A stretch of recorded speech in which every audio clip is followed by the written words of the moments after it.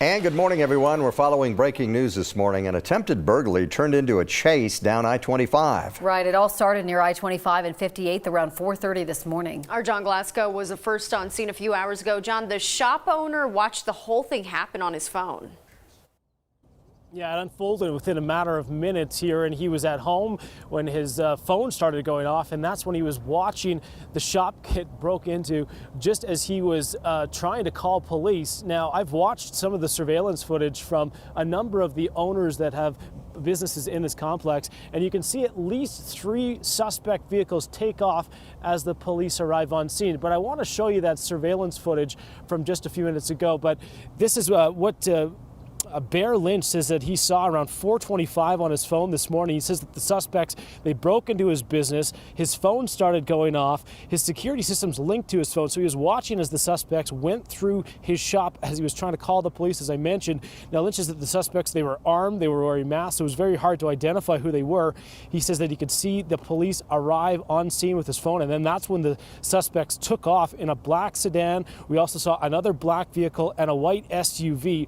Now, we did talk to Sergeant Adam Sherman with the Adams County Sheriff's Office, who says that the suspects took off in multiple vehicles down southbound I-25. The chase had to be called off after the suspects began ramming other cars because it became too dangerous. We had some reports of that. We're still trying to confirm whether or not how many cars were damaged on I-25. Now, Lynch says that he's not sure why the suspects broke into his shop, why his shop was targeted, and what they took. Like watching a train wreck. You can't do anything. You're just in full panic trying to,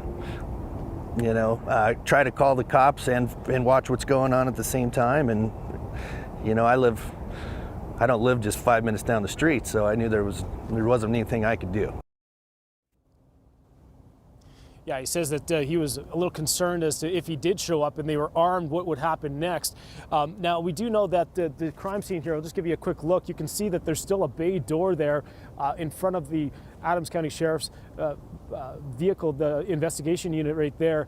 Now, I did talk with a number of the business owners in this complex. They say that this area has been targeted. There's been a number of break-ins, auto body shops, auto shops, all different types. So they're a little concerned, and they're trying to sift through this surveillance footage that they have from multiple cameras here in the area to see if they can help identify some of these suspects that got away. The description right now is very limited, just based on what we could see in the video. They were wearing all black, they had masks on, and they were armed. But anyone with information is asked to contact the Adams County Sheriff's Office. Yeah, at least nobody got hurt during that chase, because that could have been a bad situation out there on I-25. All right, John, thanks. We'll check back with you.